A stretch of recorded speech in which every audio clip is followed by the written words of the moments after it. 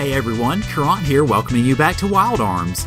In the last episode, we made our way into the Abyss and killed a bunch of monsters and collected some treasure. And now, in essence, we are here at the end, in the circle where we will call the final optional boss of the game, Ragu Ragla. Now, before I do that, there are a couple of things I do want to mention that we can do to help, in essence, make this a little more pleasant. Basically, there are 3 strategies you can employ against Ragu Ragla. One, you can use one of the items that we, well, hopefully, or we're supposed to, pick up in the dungeon. There were 2 enemies, the Wojanoid and the Largon, that could give you the fish badge and the frog badge, respectively. The Largon giving you the fish badge, which nullifies Thunder, Holy, and Evil, and the Wojanoid giving you the frog badge, which nullifies the other 4 elements. As you can see, though, I have a fish badge. I do not have a frog badge, but it's not for lack of trying. In fact, I tried for 4 hours after recording the last episode to try to get those, and I only got 1 fish and no frogs, so oops to me, I guess. You also have the flame rings that you can purchase, and you can equip those. Now, the frog badge will completely mitigate Ragu Ragla's strongest attack, the Volcanic Bomb. The flame rings will cut it in half. Now, that won't, of course, save your skin, but it will at least render it to where those volcanic bombs do not do not straight out completely destroy your characters, as, well, you will see. Now, since I have neither of those strategies, I will be employing the 3rd strategy to take this guy out, which is 99 goat dolls. Yes, it is boring as crap, but it works, as you will see. Alright, so let's go ahead and strum our guitar and take this guy on.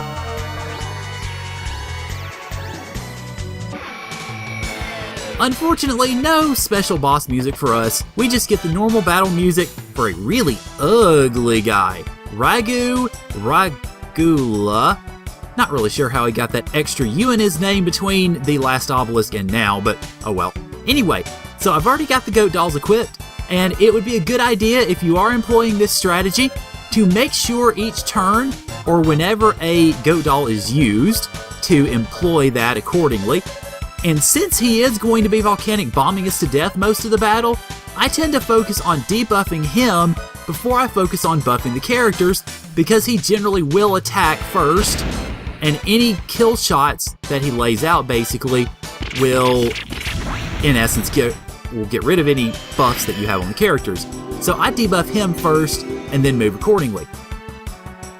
Alright, but you notice he does have some pretty decent defense as a character, but nothing that is too terribly extraordinary, so you can continue going at him with most of your normal attacks and, in essence, enjoy them accordingly. Let's see, let me give him 1 more dose of slow, because even with 1 slow, he can move a little bit faster than some of your characters, so you definitely want to watch out for that. And nice to know that one didn't work. Good job there, buddy. Oh well, at any rate, because the buffs on your characters are not going to do overly much good, it actually, well, Cecilia doesn't have a huge role in this fight, really. I mean, she kind of does, but you'll find that, by and large, she's relegated kind of to the sidelines, because the goat doll strategy will, in essence, render her healing, well, mostly unnecessary, really. Okay, poison breath, well, a little surprised we haven't seen Volcanic Bomb yet. And nice, it didn't hit anybody, so thank you, Ragu, for the free... Would you hit Cecilia? I mean, come on. Slow should work at least one of these days, you would think. And Phaser's empty, so let's refill that. Alright, there we go. At any rate, so Cecilia's healing, at least, is by and large rendered unnecessary by this battle, so it's kind of hard to find something for her to do in some of it. That having been said, though, as long as I am focusing on debuffing the boss, then, of course, I will turn for pursuits accordingly. Oh, wow, that poisoned 2 of us, okay. Well, Heal Blade can take care of one of those, and a good antidote or heal spell can take care of the other. But I'm a little surprised. And actually, I am going to go ahead and use Protector with Rudy. I don't know if it'll do any good, but one thing I will mention, with Force, you want to make sure that any Force that your characters have, you use it as soon as possible if you have something worth basically using it on. Because if you don't, in fact I will go ahead and use Summon Guardian for this, if you don't, then those, in essence, that Force will go away quickly. So you want to employ it as best you can, as I will do here with the Guardians. Justine, with Jack at the helm, will heal. Oh crap, that was bad. I didn't realize it would heal him. Okay, so definitely no using Justine. Yeah, a little unexpected.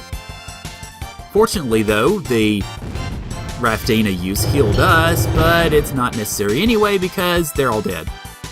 Except their goat dog.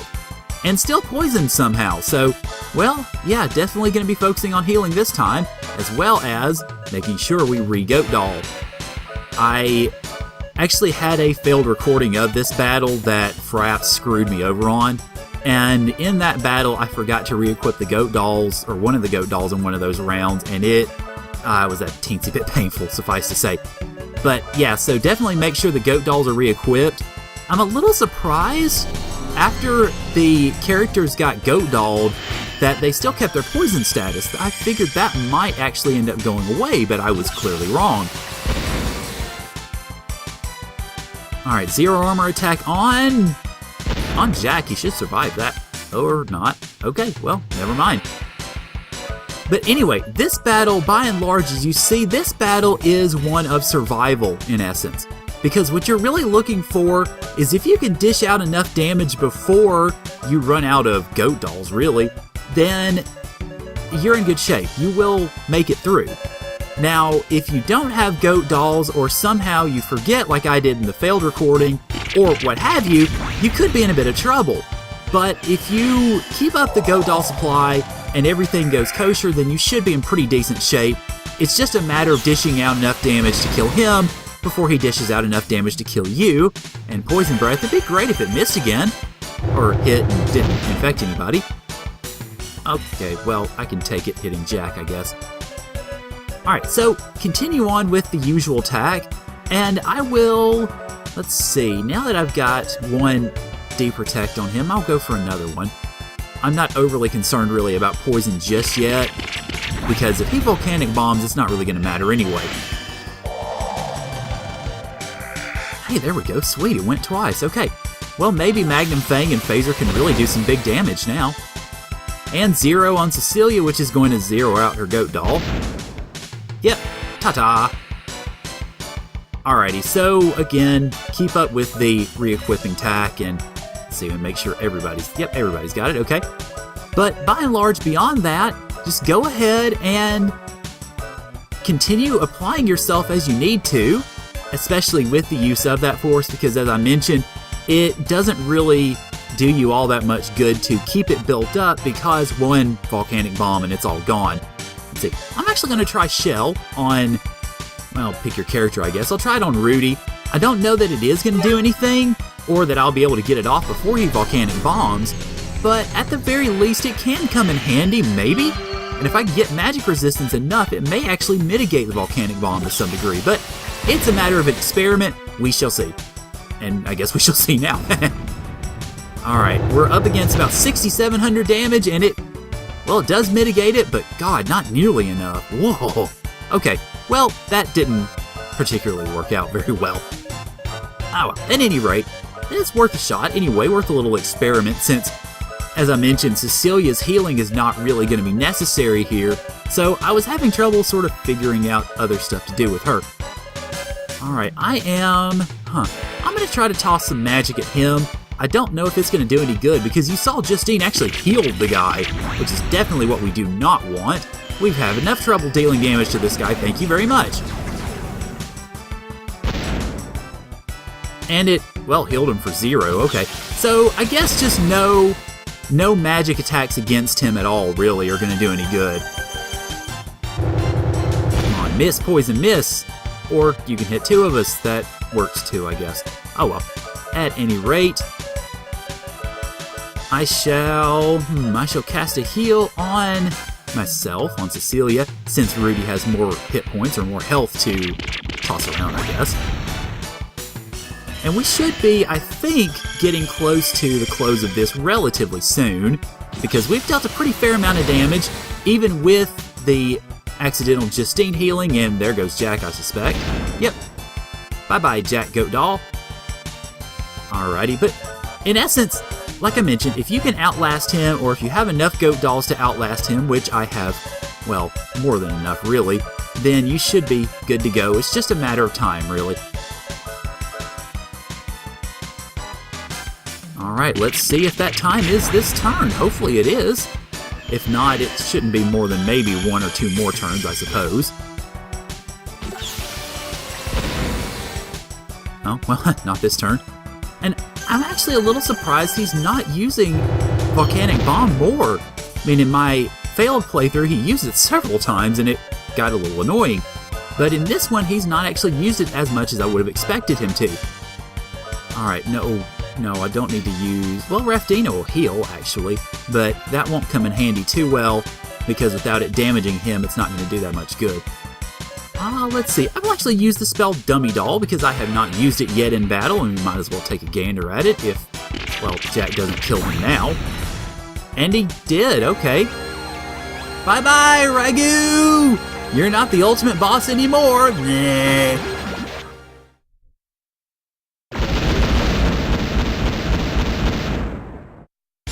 Alright, so we get it. Not that great experience, really.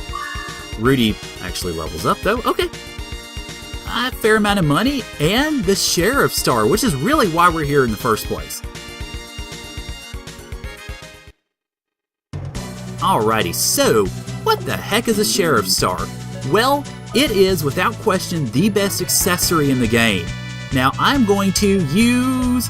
I think I'll use Jack as an example here to show you the Sheriff Star. Now, the first thing you'll notice is the stat upgrades, and you see, oh my lord, across the board. I mean, just take a gander at that for a second. And then on top of that, that's not it. The Sheriff Star not only ups all those stats, I guess, all that attack and etc., but if you equip it on him, I believe his luck remains best pretty much all the time, so you don't even need to elevate it anymore. And there's also all sorts of other effects on top of it. For instance, you can now absorb all elements with it. You actually recover hit points, health, and I think you recover magic every turn in battle. You may actually recover it also you recover hit points anyway every step. So basically, it is a talisman. It helps you recover hit points during battle. It doesn't look like it recovers magic though, which is kind of a shame. But so you got that, you've got the luck, you've got the stats up, you've got the health recovery, you've got the fact that his evasion and defense are through the roof. It's really all sorts of things all wrap up into one, and I'll actually have to do a little research, maybe to see if there's more to it. But it is easily the best accessory of the game. And actually, while I'm thinking about it, no status effects for you anymore either.